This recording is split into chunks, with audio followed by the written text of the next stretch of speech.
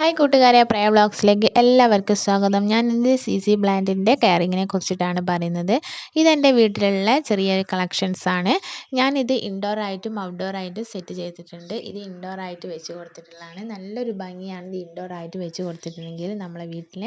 പിന്നെ ഒറ്റൊരു ലീഫ് കിട്ടിയിട്ടുണ്ടെങ്കിൽ തന്നെ നമുക്ക് ഗ്ലാസ്സിലേക്ക് ഡിപ്പ് ചെയ്ത് വെച്ചിട്ടുണ്ടെങ്കിൽ അതിലേക്ക് ലീഫ് വന്ന് കിട്ടുന്നതാണ്. അതേപോലെ തന്നെയാണ് ഞാൻ ഈ ചെടികളൊക്കെ പ്രൊപ്പഗേഷനായിട്ട് എടുത്തിട്ടുള്ളത്. ഇതിൻ്റെ 3 വെറൈറ്റി തന്നെ ഉണ്ട് എൻ്റെ കയ്യിലായിട്ട്. ഇതിൻ്റെ ചെറിയൊരു ലീഫായിട്ട് വരുന്നതും പിന്നെ ഈ ഒരു കളറുള്ളതുമാണ്. നല്ലൊരു ഭംഗിയാണ് നമ്മൾ ചെടികളുടെ കൂട്ടത്തിലൊക്കെ ഈ ഒരു ചെടി വെച്ച് കൊടുത്തിട്ടുണ്ടെങ്കിൽ.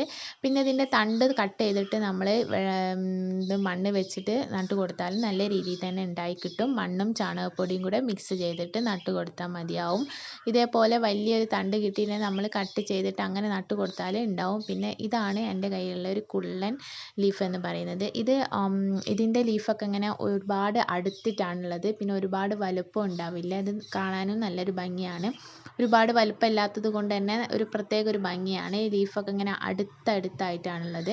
ഇതൊരു മറ്റൊരു വെറൈറ്റിയാണ്. ഇത് നമുക്ക് വെള്ളത്തിൽ ഡിപ്പ് ചെയ്ത് ഉണ്ടാക്കാവുന്നതാണ്. ഇതേപോലെ ഞാൻ വെള്ളത്തിലാണ് ഇട്ട് വെച്ചിട്ടുള്ളത്. ചെറിയൊരു തരത്തിൽ വേര് വന്ന് തുടങ്ങിയിട്ടേ ഉള്ളൂ. ഇതേപോലെ നമുക്ക് മറ്റേ ചെടിയും ഇതേപോലെ തന്നെ ചെയ്തെടുക്കാവുന്നതാണ്.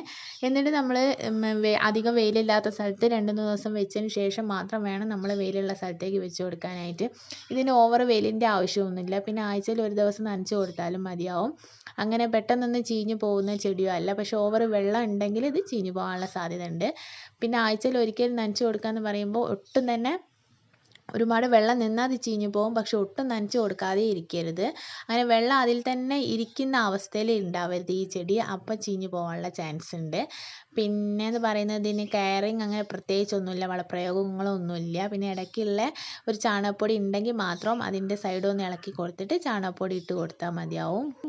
പൂക്കളില്ലാതെ നമ്മൾ ഇലകളെ മാത്രം ഇങ്ങനെ ഇഷ്ടപ്പെടുന്നവർക്ക് നട്ട് കൊടുത്ത് വളർത്താവുന്ന നല്ലൊരു ചെടി കൂടിയാണ് ഈ ഒരു CC പ്ലാന്റ് എന്ന് പറയുന്നത്. ഇതേപോലെ ഒരു നല്ല വീഡിയോ ആയിട്ട് വീണ്ടും കാണാം. Okay, by.